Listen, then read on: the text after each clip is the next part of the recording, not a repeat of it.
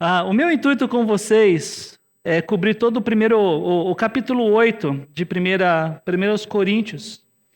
E o foco desse capítulo é corrigir o mau uso da liberdade cristã. E para vocês terem uma noção de quão importante esse assunto, ou de quão atual esse assunto, eu vou fazer uma pergunta por enquanto. Você acha que um cristão pode ir à festa de São João? Eu já vi crentes dizerem que não há problema. É só uma comemoração cultural, com comida típica, música regional e amigos. Mas eu também já ouvi de outros dizerem que é uma festa de origem religiosa, ligada à veneração de santos. Algo que não combina com alguém que diz ser seguidor de Cristo, conforme a gente vê nas Escrituras. Essa é só uma das várias perguntas que refletem esse tema tão atual sobre a liberdade cristã. Vocês querem outros exemplos? Eu posso ser padrinho de casamento de um casal que não é cristão? Eu posso beber sociavelmente? Eu posso fazer tatuagem? Eu posso jogar na Mega Sena? Saber responder a essas perguntas requer conhecimento bíblico. Requer também conhecimento cultural. Mas conhecimento não é tudo. Ainda que ele seja muito importante, eu até diria fundamental, a verdade é que o conhecimento sem amor é perigoso e gera problemas. Ainda que o conhecimento da verdade nos dê liberdade, a questão do capítulo 8 de 1 Coríntios, ela é mais profunda. A questão não é se você conhece ou quanto você conhece, mas como você usa o seu conhecimento. Por isso, uma boa pergunta para se fazer antes de nós orarmos e observarmos o texto de 1 Coríntios 8 é: o conhecimento que você tem edifica os irmãos? Então vamos orar. Senhor, eu quero te agradecer pela oportunidade de estarmos juntos, de termos o texto bíblico em nossas mãos. Que o Senhor, Pai, nos dê a iluminação que precisamos para entender e aplicar toda essa verdade em nossas vidas. É o que eu te peço, em nome de Jesus. Amém. Antes de começar essa mensagem, na verdade eu estava ali atrás, eu cheguei à conclusão de que eu vou falar de algumas coisas. Eu tenho todo o texto aqui numa ordem versículo por versículo, mas eu preferi agora ler o texto por completo, capítulo 8, porque eu vou falar de algumas coisas que não entraria no texto antes. Eu vou falar algumas expressões que ele fala mais adiante no final do capítulo 8, e então é importante que a gente tenha um contexto geral desse capítulo, e eu quero lê-lo com vocês. Eu tenho nas minhas mãos a NVI, Nova Versão Internacional. Com respeito aos alimentos sacrificados aos ídolos, sabemos que todos temos conhecimento. O conhecimento traz orgulho, mas o amor edifica. Quem pensa conhecer alguma coisa ainda não conhece como deveria, mas quem ama a Deus, este é conhecido por Deus. Portanto, em relação ao alimento sacrificado aos ídolos, sabemos que o ídolo não significa nada no mundo e que só existe um Deus. Pois mesmo que haja os chamados deuses, quer no céu, quer na terra, como de fato há muitos deuses e muitos senhores, para nós, porém, há um único Deus, o Pai, de quem vêm todas as coisas e para quem vivemos, e um só Senhor, Jesus Cristo, por meio de quem vieram todas as coisas e por meio de quem vivemos. Contudo, nem todos têm esse conhecimento. Alguns, ainda habituados com os ídolos, comem esse alimento como se fosse um sacrifício idólatra, e como a consciência deles é fraca, fica contaminada. A comida, porém, não nos torna aceitáveis diante de Deus. Não seremos piores se não comemos, nem melhores se comemos. Contudo, tenham cuidado para que o exercício da liberdade de vocês não se torne uma pedra de tropeço para os fracos. Pois se alguém que tem a consciência fraca vir você, que tem este conhecimento, comer num templo de ídolos, não será induzido a comer do que foi sacrificado a ídolos? Assim, esse irmão fraco por quem Cristo morreu é destruído por causa do conhecimento que você tem. Quando você peca contra seus irmãos dessa maneira, ferindo a consciência fraca deles, peca contra Cristo. Portanto, se aquilo que eu como leva o meu irmão a pecar, nunca mais comerei carne, para não fazer meu irmão tropeçar. Então Paulo ele começa o capítulo 8 respondendo a mais uma daquelas perguntas que ele havia recebido da igreja de Corinto.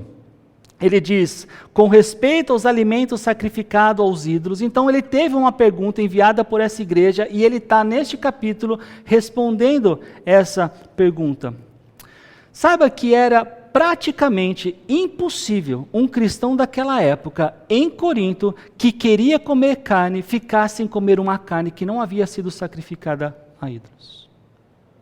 É bom nos lembrarmos que por todos os lados, ali em Corinto, havia templos dedicados a deuses e deusas como Afrodite, Apolo, Ísis e tantos outros. E em todos esses lugares, animais eram sacrificados praticamente que diariamente. Se você pensava que somente o judaísmo fazia isso, saiba que praticamente todas as religiões tinham sacrifício de animais, a não ser aquelas religiões, e era a minoria delas, que tem uma base mais filosófica. Cada um desses lugares, desses templos, também funcionava como um açougue. E lembre-se, naquela época não havia frigorífico para preservar a carne. Então, quando um animal ele era oferecido a um deus, uma parte era queimada no altar, outra parte era consumida ali mesmo naquele lugar, e outra parte era levada ao mercado, para ser vendido para o povo. E isso quer dizer que a maior parte da carne vendida em Corinto tinha passado primeiro por um altar pagão. Então imagine, você vai no mercado, compra um pedaço de carne e quase sempre essa carne que estava diante de você, que você ia comer, era uma carne que havia sido parte de um sacrifício num culto pagão. Evitar isso significava, basicamente, parar de comer carne. Para piorar a situação, os templos também eram o centro de vida social dos cidadãos. Casamentos, jantares de negócios, aniversários, encontro entre amigos, tudo isso acontecia dentro das dependências desses templos. Eu estou falando de templo pagão. Então, recusar um convite desse podia parecer grosseria, desrespeito e até fanatismo. Ou seja, viver em Corinto e não participar dessas refeições era quase que impossível. E é nesse contexto que surge a pergunta: o cristão pode comer essa carne ou não? E alguns dizem, é claro que pode, o ídolo não é nada, a carne é só comida. Agora, outros respondiam, mas isso me faz lembrar do meu passado, daquele tempo que eu era idólatra. Eu não consigo participar disso sem eu me sentir sujo. Então vocês conseguem entender o dilema? A questão não era apenas o que comer, mas como viver a fé num mundo cheio de ídolos, sem ferir a própria consciência e nem a fé ou consciência de alguns irmãos. É nesse ponto que Paulo entra e diz, o problema não é a carne, o problema é o coração. O conhecimento ele pode te fazer se sentir livre, porque de fato a verdade te liberta, mas é o amor que te faz cuidar do outro. E aparentemente alguns membros da igreja se consideravam, a gente leu isso no texto, fortes. Por quê? Eles tinham o conhecimento correto. Eles sabiam que um ídolo não é nada e que comida é apenas comida. E Paulo, a gente já viu, ele confirma isso nos versículos seguintes. Por isso esse pessoal se sentia à vontade para comer, sem culpa e sem peso na consciência. Então Paulo ele cita uma provável frase usada por eles, está aí no nosso versículo. Sabemos que todos temos conhecimento.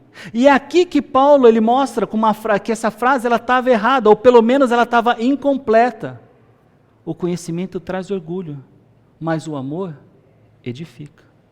Em outras palavras, vocês aí que têm o conhecimento, vocês estão corretos, mas estão errando.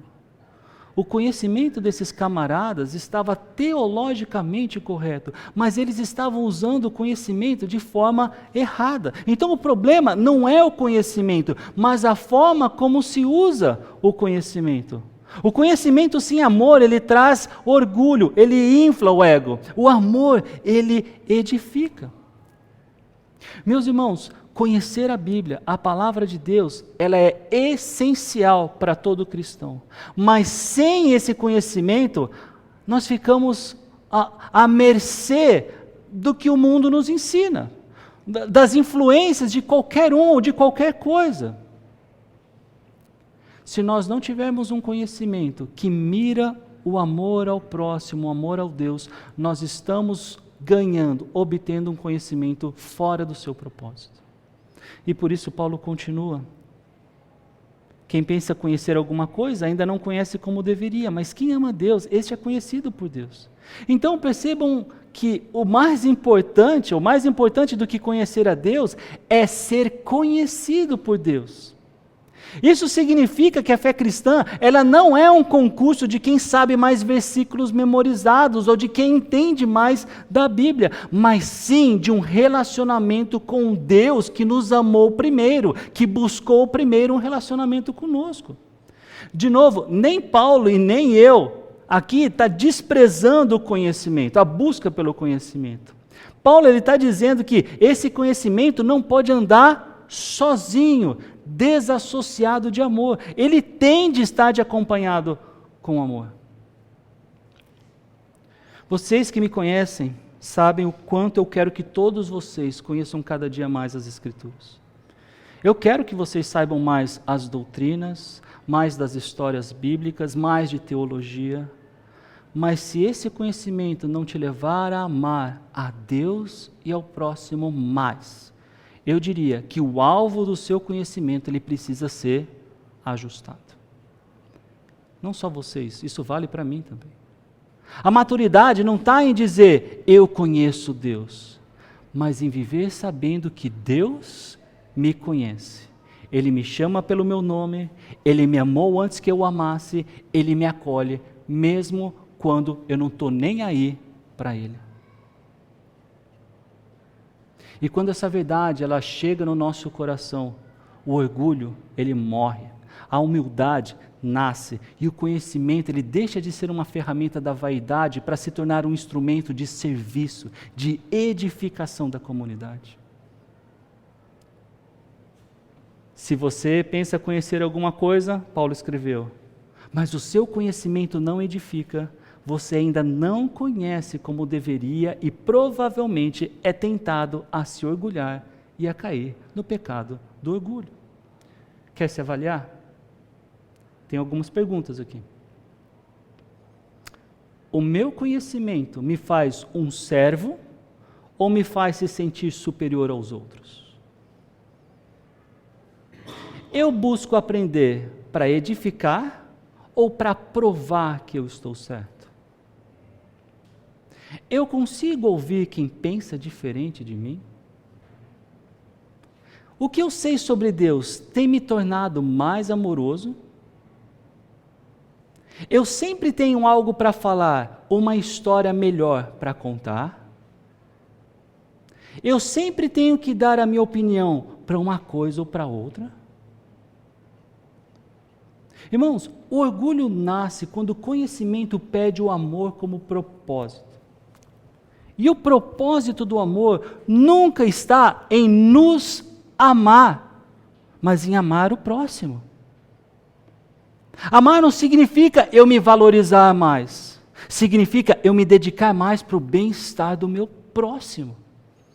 Então, se a minha teologia não me faz pensar melhor e mais no outro, se a verdade que eu conheço não tem sido usada para confortar e animar mais as pessoas ao meu redor, então eu estou errando o alvo.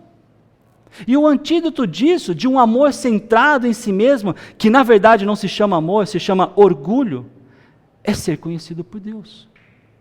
E ser conhecido por Deus aqui significa ser aprovado, ser reconhecido, ser amado por Ele como filho. E é isso que importa de verdade.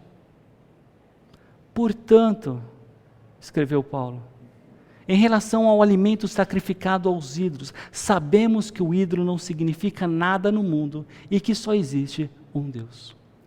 A teologia, o conhecimento de quem afirmava que o ídolo não significa nada e só existe um Deus, ela estava correta. Você pode pensar em vários textos a respeito disso. O primeiro que me vem à mente é o Deuteronômio 6,4. É o famoso Shema de Israel. Ouça, ó Israel, o Senhor nosso Deus é o único Senhor. Pedaços de pedra, pedaços de madeira, de gesso, de cera, de metal ou qualquer outro material não tem poder algum, não tem vida alguma. Saber disso é importante, mas o que eu faço com esse conhecimento torna o que eu já sei muito valioso. Você pode saber que beber vinho socialmente e de forma moderada não é pecado. Ou que ouvir música secular não é condenável em si. Ou que tatuagem não tem implicação espiritual automática. Mas a pergunta que Paulo está ensinando a fazer, ela é outra. Isso edifica meu irmão? Ou isso vai confundir o meu irmão? Vai levar a tropeçar? A verdade sem amor, ela não serve para comunhão. O saber, quando usado para se exibir, ele fere, ele isola, ele mata a espiritualidade de quem é fraco na fé. Por isso, mesmo quando sabemos que algo é lícito, nós devemos nos perguntar: quem está ao meu redor? Como minhas ações afetam os outros? Eu estou vivendo essa liberdade com responsabilidade? Entendam, meus irmãos, que é possível estar certo na doutrina e errado na prática. O conhecimento que ignora o outro, ele revela uma falta de compreensão do amor que Deus nos ensina. E no versículo 5, em seguida o 6, diz: sim, é fato que existem os que são chamados de deuses, por assim dizer, nos céus e na terra, e há pessoas que adoram muitos deuses e muitos senhores. Para nós, porém, há somente um Deus, o Pai, por meio de quem todas as coisas foram criadas e para quem vivemos. E há somente um Senhor, Jesus Cristo, por meio de quem todas as coisas foram criadas e por meio de quem recebemos vida. Paulo sabe que na cultura greco-romana havia muitos deuses, muitas divindades cultuadas em templos diferentes, Zeus, Apolo, Afrodite, Serapis, todos com seus rituais, com seus tipos de festas específicos. Sacrifício era normal em Corinto. Mas para o cristão que busca entender Deus biblicamente, essa multidão de deuses não tem qualquer validade real. Por quê? Porque ele diz: para nós há somente um Deus. Ele é o Criador de todas as coisas. É para Ele que nós vivemos. Jesus é o mediador de toda a criação e por meio de quem nós ganhamos a vida eterna. A fé cristã, ela é exclusivista. Só há um Deus. Na fé bíblica, não existe espaço para sequer pensarmos que outros homens ou outras mulheres possam servir como intercessores celestiais. Se você pensa assim, saiba que você tem o conhecimento correto. Agora, minha pergunta é: como você pretende usá-lo? Eu ainda me lembro de um menino, sul do Ceará, zona rural. Eu entrei na casa dele para conversar sobre o Evangelho. E num dado momento ele me mostrou os santos que tinha na sua casa. E ele me disse que a família dele costumava rezar, a orar para aqueles santos. Eu disse para ele que já tinha feito aquilo. Um tempo da minha vida não fiz diferente disso. Na casa dos meus pais tinha um lugarzinho, tinha 4 estatuetas de gesso ali, cada uma representando um santo. Inclusive, quando precisava chover, molhava uma santinha, fazia uma oração para que chovesse. Mas a Bíblia mudou o meu pensar. Foi lendo a Bíblia que eu percebi, em primeiro lugar, que ela condenava eu buscar diálogo com pessoas que haviam morrido. A exceção é Jesus Cristo, porque Ele ressuscitou, e não ressuscitou como outros que o próprio Jesus ressuscitou para morrer de novo. Jesus, Ele ressuscitou para viver para sempre, daquela forma, como um dia, inclusive, nós seremos ressurretos. Então eu falei para ele que foi lendo a Bíblia que eu aprendi diferente. E foi aí que ele me perguntou, por que então, quando eu orei, eu não me lembro qual foi o pedido, mas ele disse que o pedido dele havia sido realizado.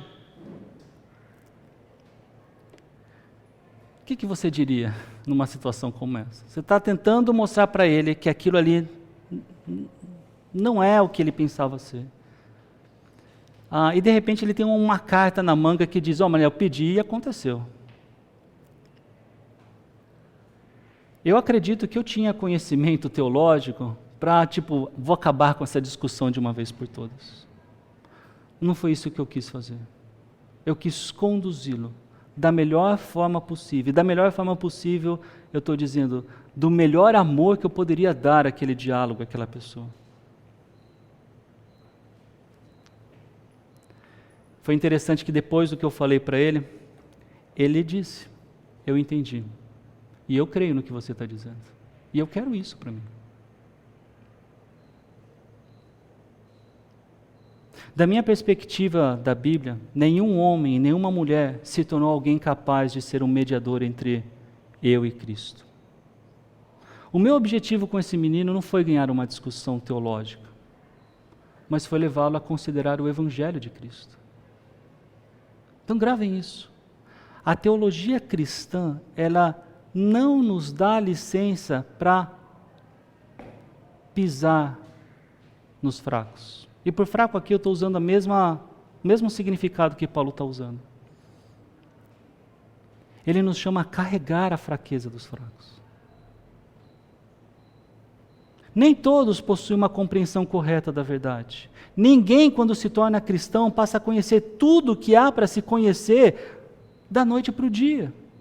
Seja sobre Jesus, seja sobre o Espírito Santo, sobre o pecado, sobre a igreja. A nossa nova vida em Cristo ainda traz muitas ideias, muitas concepções do que nós acreditávamos. Eu mesmo, depois de ter me convertido, ter me tornado o que eu acredito ser um cristão genuíno segundo as Escrituras, eu ainda passava em frente às igrejas, como eu fazia de costume, e foram alguns meses. E, gente, aquilo era tão natural para mim. Em Corinto havia alguns crentes que não conseguiam separar o alimento do antigo culto que eles prestavam. Para eles, comer aquela carne ainda era um ato de adoração pagã, mesmo que o ídolo fosse nada. Em outras palavras, a consciência deles ainda não estava liberta daquilo. Eles sabiam que agora pertenciam a Cristo, mas a mente e o coração ainda estavam se ajustando à nova realidade, à nova fé que eles tinham. Eles sabiam que as coisas haviam mudado, mas nem tudo para eles ainda havia mudado. Nós vamos ganhando consciência a respeito da verdade à medida que a gente está diante da verdade, conhece a verdade. Paulo diz que a consciência destes é fraca. Ainda assim é importante entender que fraca aqui não significa que ele é menos cristão ou que ele é inferior. Significa que a fé ainda é sensível, ela é vulnerável, ela é facilmente confundida. São irmãos em processo de amadurecimento. Quando os fortes, com toda a sua consciência tranquilo, porque sabiam que era correto, desconsideravam essa fragilidade dos mais fracos, eles acabavam ferindo a consciência deles e os influenciavam a pecar. Meus irmãos, o amadurecimento espiritual leva tempo e isso exige paciência. E nem todos crescem no mesmo ritmo. Alguns ainda carregam bagagens, traumas, costumes e formas de pensar da vida antiga. E a maturidade de quem já entendeu a liberdade cristã não é exigir que os outros pensem como ele, mas ajudar os outros a crescerem com segurança. Paulo está dizendo, não trate o fraco com desprezo. Ele não é um problema a ser eliminado, ele é um irmão a ser edificado. Então entenda você que pensa ser maduro na fé. O que para você é liberdade, para outro pode ser tropeço. Você pode dizer e afirmar com pés juntos toda a convicção, isso não é pecado. E você pode até estar certo, mas se ao fazer isso você confunde um irmão e ele é levado a agir contra a própria consciência, então você passou uma rasteira nele. E o pecado que ele comete não é ter comido ou não essa carne, não é ter ido a uma festa ali ou não, não é ter feito um piercing ou não. O pecado nesse caso é ele ter agido contra a própria consciência. E se você se acha maduro na fé, lembre-se que o irmão mais fraco, ele precisa de bons exemplos, não de provocações. A maturidade dele não é imposta, engole aí, ela é cultivada. E é assim que Paulo continua. A comida, porém, não nos torna aceitáveis diante de Deus. Não seremos piores se não comemos, nem melhores se comemos. Então a questão principal não é comida. Ele nem nos aproxima de Deus e nem nos afasta de Deus. E esse é um ponto importante porque muitos coríntios ainda associavam o ato de comer certos alimentos à adoração a deuses. Como se o alimento tivesse alguma influência espiritual. Mas Paulo ele corta isso pela raiz. Ele afirma. A comida, ela é moralmente neutra. O que importa não é o que você come, mas como você vive diante de um Deus e como as suas escolhas afetam os outros. Isso a gente pode ver com muita clareza em Marcos capítulo 7, fica de lição de casa. Mas adaptando os versículos 18 e 19, nada fora do homem que entrando nele o possa contaminar. Percebam então que a questão da carne sacrificada a ídolos não é uma questão de pureza espiritual, mas sim de amor e de consciência. Deus não mede a sua espiritualidade pelo que você come, pelo que você veste ou pelo que você evita. Há cristãos que ainda hoje pensam que espiritualidade está nessas regras externas. Crente de verdade não come isso. Crente de verdade não vai ali. Crente de verdade não faz aquilo. Mas o que Paulo está dizendo é: Deus não mede santidade pelo prato, pela roupa ou pela aparência. Ele olha o coração. Ele olha a motivação. O problema não é a comida. O problema é quando nós usamos as coisas neutras como um alimento para alimentar o nosso orgulho, o nosso julgamento, a nossa insensibilidade. Uma definição de maturidade cristã poderia ser saber que certas coisas não são pecado, mas podem se tornar tropeço dependendo do contexto. O foco da vida cristã não é o que entra na boca, mas é o que sai do coração. O que você come não muda a sua comunhão com Deus, mas o orgulho pode mudar a sua comunhão com Deus, muda a sua comunhão com Deus. Por isso, meus irmãos, tenham cuidado, prestem atenção, porque até o que é certo, quando usado sem amor, pode se tornar errado. Cuidado em usar da sua liberdade sem considerar aqueles que estão ao seu redor. Alguns de vocês já sabem, e agora todos saberão, mas a minha convicção bíblica sobre o consumo de bebidas alcoólicas é que o crente, ele pode beber com moderação. Eu não consigo encontrar uma proibição bíblica que afirme, cristãos não podem beber. Por outro lado, eu encontro, e atente-se a isso, para depois não falar que, o pastor falou que pode beber. Atente-se muito ao que eu vou falar. Eu encontro várias passagens, diversos trechos bíblicos, que apontam para o cuidado que o cristão precisa para fazer isso. E um deles é exatamente o que nós estamos estudando aqui. O que meu irmão e a minha irmã, que estão no meu lado, pensam sobre isso. Se tiver alguém que vai se escandalizar por causa disso, porque é uma pessoa fraca, a decisão já deve estar tomada. Não vai tomar. Eu não quero que a minha liberdade seja uma pedra de tropeço. Eu não quero que nenhum de vocês fique tão focados em exercer o direito que tem, que se esquecem da responsabilidade que acompanha esse direito. Então percebam que a verdadeira liberdade cristã não busca somente o que é lícito, o que se pode, mas o que é útil e é edificante. Você pode ter o direito de fazer alguma coisa, mas se isso destrói a fé de outra pessoa, o amor te chama a renunciar. Não faça. Do cristianismo bíblico, a liberdade não é o direito de fazer o que eu quero, mas o poder de fazer o que convém ao próximo. O crente maduro não pergunta, vai muito além. A pergunta do crente vai muito além de simplesmente, eu posso fazer isso? Ele pergunta, isso ajuda alguém a crescer em Cristo? Então, uma boa forma de avaliar um cristão maduro, uma coisa que você pode enxergar. O cristão imaturo é aquele que quer provar que ele é livre para fazer o que ele pretende fazer. O cristão maduro, ele quer garantir que o outro não tropece por causa da sua liberdade. Então, versículo 10. Pois se alguém que tem a consciência fraca, vê você que tem este conhecimento comer num templo de ídolos, não será induzido a comer do que foi sacrificado a ídolos?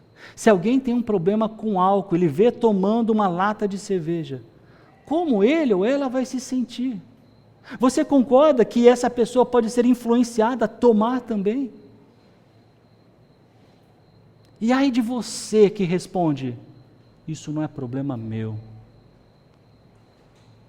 Paulo está dizendo que maturidade é exatamente o oposto disso. Maturidade cristã leva em consideração a comunhão, a unidade da igreja. Vocês sabem disso, vou chover no molhado. O como nós vivemos comunica tanto quanto o que nós falamos, talvez até mais.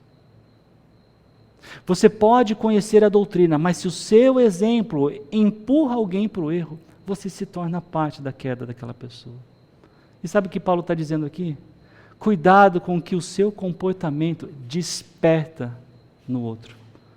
Sua liberdade deve levar em consideração o que você vai postar, o que você vai falar, o que você vai vestir, o que você vai beber, o que você vai comprar, o que você vai assistir. A sua liberdade deve levar em consideração o que os outros vão pensar sobre isso. O amor pergunta, isso ajuda alguém a amar mais a Cristo? Ou o confunde? Assim, esse irmão fraco, versículo 11, porque em Cristo morreu é destruído por causa do conhecimento que você tem. Já pensou nisso? Fulano ou cicrano se afastam da fé por causa de algo que você fez, quando você sabia que poderia não ter feito. E é interessante que aqui no nosso versículo, bem no meio dele, ele diz, porque em Cristo morreu. Ele está falando dos fracos. E sabe o que ele está dizendo aqui? Que Cristo abriu mão dos seus direitos por amor a esses irmãos fracos. Ele deu a sua própria vida por esses irmãos. Será que vocês não podem renunciar a uma festa ou uma cerveja por causa disso?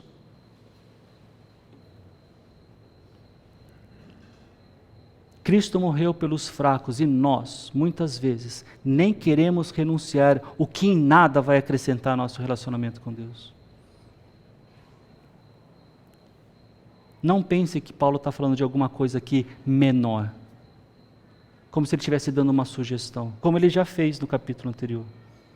Levar um irmão, uma irmã, a agir contra a consciência dela, é pecado. E no versículo 12, quando você peca contra seus irmãos dessa maneira, ferindo a consciência fraca deles, peca contra Cristo. Ferir a consciência de um irmão mais fraco não é simplesmente confundi-lo. Pela caneta de Paulo, ele está dizendo, isso é pecado. E não somente contra o irmão, é pecado contra Cristo. De fato, gente, quando é pecado, não existe um pecado contra uma pessoa que não seja também pecado contra Deus. Existe pecado somente contra Deus? Sim, mas não existe um pecado contra uma pessoa que não seja também pecado contra Deus. todo pecado sempre é contra Deus. Sempre, sempre. Sempre que desprezamos a consciência de um irmão em Cristo, nós desprezamos o próprio Senhor, que o comprou com o seu próprio sangue, e, gente, isso é pecado. Nosso último versículo desse capítulo. Portanto, se aquilo que eu como leva o meu irmão a pecar, nunca mais comerei carne, para não fazer meu irmão tropeçar. Então, depois de toda essa teologia, de todo esse argumento moral, Paulo ele fecha o capítulo falando de uma decisão pessoal. Essa é a decisão que ele tomou. Ele não impôs aqui uma regra, ele deu um exemplo. Em essência, ele disse: se a minha liberdade se torna obstáculo para o amor, eu abro mão dela e com alegria. Paulo não está dizendo que comer a carne aqui é pecado. Ele está dizendo que ferir um irmão é muito mais grave do que abrir mão de qualquer direito. Eu tenho mais de um amigo, na minha cabeça tenho 2 aqui, mas tem mais do que isso, que decidiram nunca beber por essa razão que é apresentada no capítulo 8. Alguns pensam a respeito deles que isso é tolice. Alguns pensam que isso é legalismo. Por conhecê-los, eu digo, isso é amor. Paulo não precisava que ninguém o proibisse de comer carne. Ele decidiu por conta própria não ser motivo de tropeço para ninguém. E esse é o sinal de um coração amadurecido. Quando você não precisa de uma regra para te limitar, porque o amor de Cristo já é o teu limite. Paulo sabia que a fé não se resume ao posso ou não posso, mas ao que edifica o outro. O verdadeiro cristão, ou o cristão maduro, ele não pergunta somente, isso é certo ou errado. Ele pergunta, isso ajuda meu irmão a amar mais a Cristo? Então, concluindo, o capítulo 8, ele é inteiro sobre liberdade e amor. Mas no fundo, o maior tema dele é, mais uma vez, Cristo. Versículo 6, ele é o Deus único. Versículo 6 de novo, ele é o Senhor por quem vivemos. Depois, pensando em Filipenses capítulo 2, ele é o exemplo supremo de quem renunciou tudo por amor. Paulo está dizendo, se o Filho de Deus abriu mão de sua glória por mim, como eu não abriria mão de um pedaço de carne por causa do meu irmão? Cristo renunciou o céu para que nós, aqueles que creram, fôssemos salvos. O mínimo que nós podemos fazer é renunciar a pequenas coisas para que ninguém se perca por nossa causa. Essa é a maturidade que Deus espera de nós. Liberdade vivida em amor, conhecimento temperado por compaixão, direitos subordinados à cruz. Então, meus irmãos, talvez pela última vez, perguntem-se a si mesmos: minhas atitudes edificam ou confundem? O que eu tenho feito com a liberdade que Cristo me deu? As pessoas crescem em fé quando elas olham para mim? Talvez o Espírito Santo esteja nos provocando, nos cutucando hoje, para que talvez a gente tenha que abrir mão de alguma coisa. Não porque seja pecado, mas porque isso tem atrapalhado alguém que é mais fraco a enxergar Jesus através da sua vida. E quando você faz isso, quando renuncia por amor, você está andando nos mesmos passos que Jesus andou. Renunciar por amor não é fraqueza, é imitar o Cordeiro que renunciou tudo por nós. Então vamos orar. Mais uma vez, Senhor, obrigado pela esperança que nós temos no exemplo de Jesus Cristo. Ao entender que a alegria não é aquilo que nós identificamos como alegria, ou quando o nosso corpo se sente mais alegre por causa disso, mas é desfrutar de um relacionamento real com o Senhor, um relacionamento que o Senhor diz nos conhecer. Pai, obrigado pela provocação, obrigado por cutucar as nossas almas, Pai, e fazer-nos pensar nessas coisas. Queremos ser uma igreja, Pai, que faz, equipa e envia discípulos de Cristo. E ao pensar em fazer discípulos de Cristo, Pai, eu penso, quanto será que nós, enquanto igreja, devemos renunciar a algo que temos tido como precioso, mas que infelizmente tem sido um obstáculo para que pessoas enxerguem melhor quem Cristo realmente é. Pai, nos ajude a sermos mais como nosso Senhor e Salvador. E é isso que hoje eu te peço, em nome de Jesus. Amém.